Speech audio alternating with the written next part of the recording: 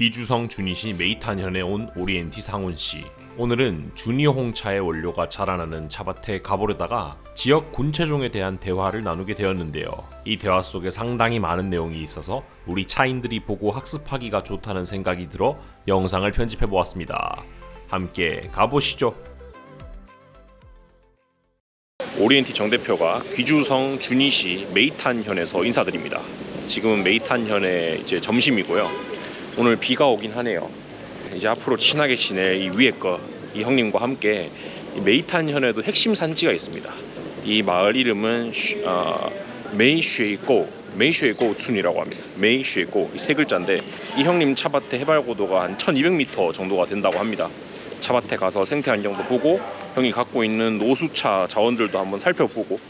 그런 식으로 오늘 시간을 좀 알차게 보내볼 생각입니다. 사실상 이제 메이탄현에서의 마지막 일정인데요. 오늘 차밭을 둘러보고 이 주니홍차에 대해서 들을 얘기가 있다면 또 카메라에 담아보겠습니다. 对，我抖音上看了这个茶树， 지금 여기 와서 차실에서 노수홍차를 마시고 있습니다. 맛도 너무 깔끔하고 원료도 좋은 것 같아가지고 이 나무도 오늘 한번 촬영해봐야겠네요. 应该没水什么没水沟村是吧？没水沟。没水沟。对，没水沟。那里面这种老树比较少吧？少。群体种，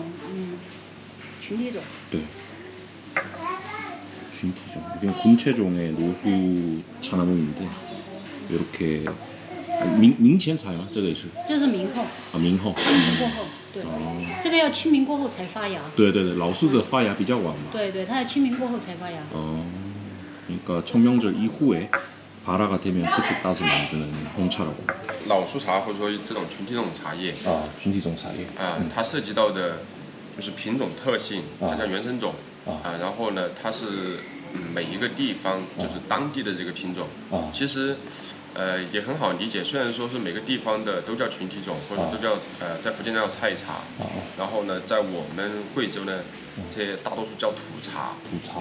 对，土茶就是土地的土茶，就本地种嘛。群体种呢是它的官方语言，或者说它的这个学名。然后呢，这个茶叶它既然是当地的这个就是原生种它是属于点播式的，或者说这个就是茶果它是这个叫有性繁殖。那么每一个地方呢，它都分春夏秋冬，对吧？那树木它的这个生长规律，它就是这个从春季3、4月份发芽，然后呢到这个就是4、5月份叶子长出来，然后到5、6月份它就要开始木质化，因为它到了进入5月份，5月5号呢，我们这边叫立夏嘛，然后它涉及到的就是气温会慢慢的升高，然后呢病虫害会慢慢的滋生的，它就不像3月份那种就是没有病虫害，除非只有一点虫卵，但是到5月份可能虫卵孵化了之后呢，那幼虫它是比较喜欢吃的就是幼嫩的这个芽和叶，对吧？那它不会去吃老叶子的，吃老叶子的会比较少。然后呢，所以说很多的一些植物或者说都是在这个就是病虫害的话，它是在夏季，夏季产生的会比较多一些。那这个本地种的品种呢，它就有一个特性，它为了就是自身的这个自我防御系统，它就是要到。基本上就是进入5月份，它就要开始木质化。对，木质化，你这个很好理解嘛，对不对它要木质化，木质化了之后呢，说白了就是就算有蚊虫叮咬，它也不会影响到它正常的这个生长发育。如果说是像现在包括这个夏季的这个红涝灾害包括这个就冬季的这个就是寒潮或者说凛冻天气雨雪天气，它就是对这个茶叶的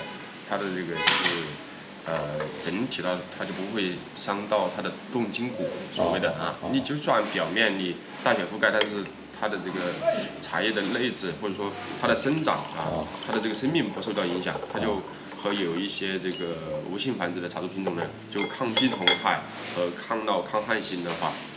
群体种呢就会好很多。它其实也就是一个基因的自我保护所以说它叫这个有性繁殖。它的特点呢基本上就是只有春茶，那夏茶和秋茶是没有的，因为它到这个我们这边就是5月份嘛其实任何一个地方都一样的群体种，它就到5月份之后呢，它就要开始半木质化到木质化啊，那他们就不能做出来那个秋茶了，也是对，相当于说后面的叶子已经老了，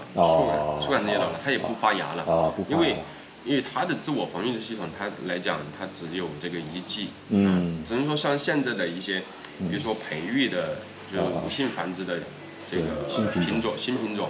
它其实更多的都是为了产量而去的，对吧？你们没有发现，就是它不管是这些新品种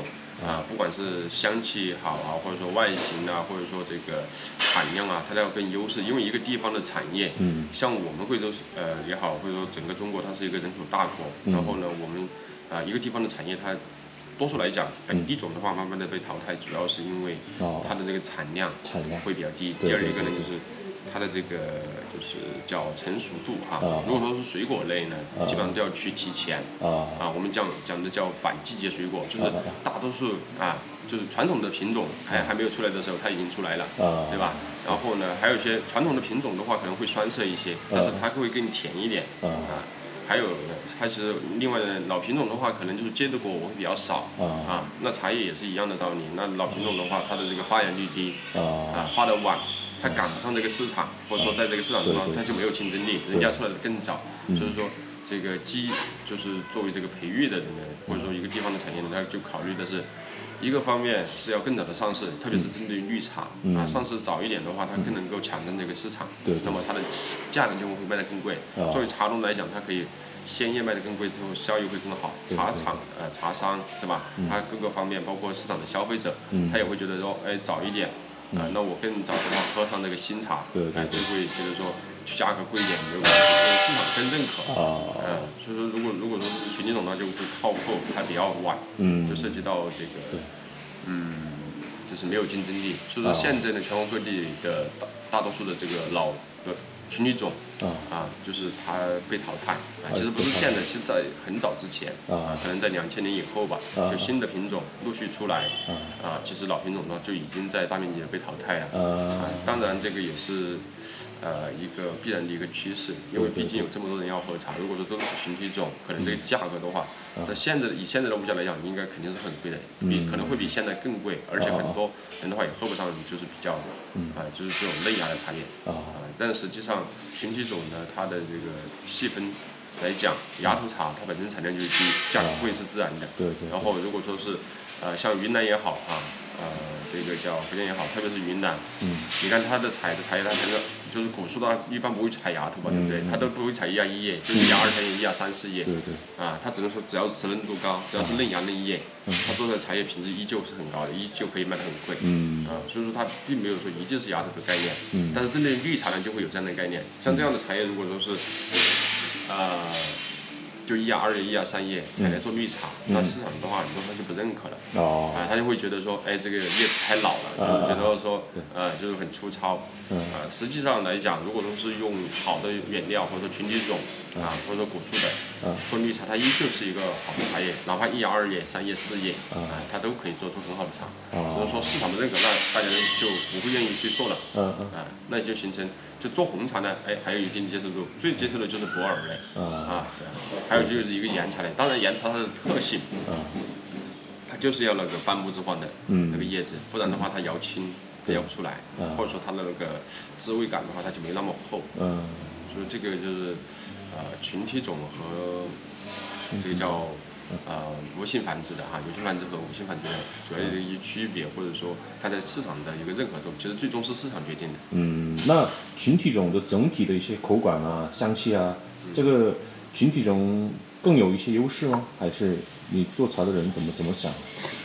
其实来讲它这个群体种泛指的是什么呢？就是无数个单一品种混合在一起叫群体种。就说一块地里面1亩地比如有1000棵茶，可能这里面就涉及到500个或者说800个品种因为它叫我们这个中国有一句话叫龙生九子，个个有不同，因为它是原生种的话就是茶果嘛，就像我们人一样，就哪怕是父母甚至是2兄弟、3兄弟，对吧？每个人的性格他都会有区别，但是呢，他只能说是比较近亲，然后呢，他可能相似，但是不太一样。但是群体种呢，它这个叫叫无性繁殖的呢，它就是复制粘贴，复制粘贴，就是它的基因就是几乎是一样的，对，对吧？基因一样的，所以说它采的时间一样啊，叶子厚薄大小啊，芽大小基本上一样，只能说是你早采一天和晚采一天，有些茶叶先冒一天后冒一天，它可能芽的大小不一样，但它整体的形态基本上规律是差不多的但是像从质量来讲的话，一般来说群体种呢。肯定毋庸置疑，在每一个产地，它的高端货都是群体种，都是高端，对吧？牛润西湖龙井红木的金骏眉、正山小种，它肯定也是以群体种的，就是他们不管说叫野茶也好，荒野茶也好，或者说叫果树也好，那么在我们贵州、云南也都是一样的，对吧？它其实一样的道理，就是这样的茶叶，正因为原生种它的根系扎的会更深一些，就是树有多高，根有多深，基本上就是。那如果我想要一些高端货的话，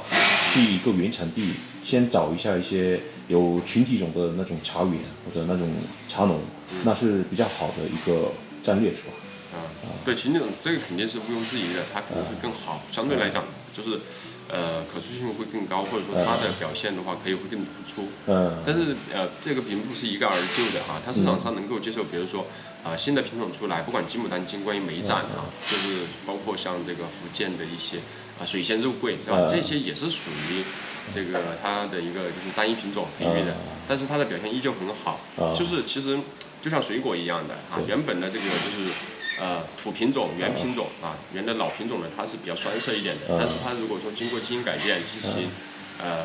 进行这个嫁接之后呢，它可以表现得更好。其实对于我们大多数的消费者而言，它可能接受度会更高，它的适口性会更强，并不是说群体种就一定是最好的，只是说它的可塑性会更高。然后呢，这个每个产地的话，茶叶这个类目来讲呢，就群体种它可以去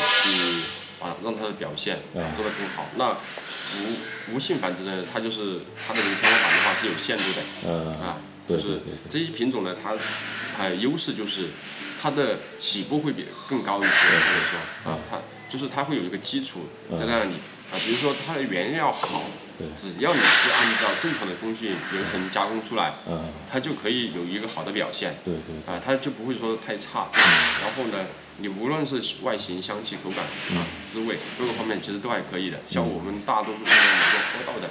国人能够喝到的，或者大面积种植，它也都是无性繁殖这个叫无性繁殖的一些品种所以说每个人的见解不一样吧，但是对于大多数制茶人或者说这个茶叶行业来讲，肯定更认同的依旧是群体种但是地方的产业它不或者说对于茶农看什么样的一个需求，所谓的叫物以稀为贵。那针对于群体种的茶叶比较稀少比较难得，它的价格炒的会比较贵一些，不管它是炒的贵还是真的价值更贵，最起码来讲它的这个地位在那里。但是如果说是无性繁殖的呢，相对来讲会更亲民，就是量更多，对，更亲民。然后呢，它的量会更大。其实对于哪一方都是有比较好的。对于一个地方的产业来讲它可以更好的去做管理发展。比如说我这个茶苗有多少万株，然后呢我分发下去，茶农的话拿去种植了之后呢，它可以去好去管控，是吧？你哪怕针对于病虫害的话，可以做这个相对应的管控。那在这个茶叶收购加工厂的制作上面它也更好把控因为它的原材料是比较固定的就像这个你做一道鱼和做10种鱼来做一道菜，就是这个区别可能有一点就打一个大概的比喻。那它涉及到的复杂性会更多一些，对于就是师傅或者说加工厂的要求会更高，你要做出更好的品质然后你的要求就会更高。还有呢，就是对市场来讲那它的外形、香气、口感、色泽就是我们讲的适口性它会更强一些然后对于这个消费者看到的外形可能更均匀色泽会更鲜艳。那价格的话相对来讲又更亲民。对，那就整个产业来说还是产业的角度来说就可以选无性繁殖。对OK， 差不多就是这些。好，完整的一个课程지금 이 차가 이제 이 형님의 가장 고급품입니다. 저도 이번에 몇 근을 구입했는데 금목단이라는 품종을 써서 만든 이제 준이홍이죠.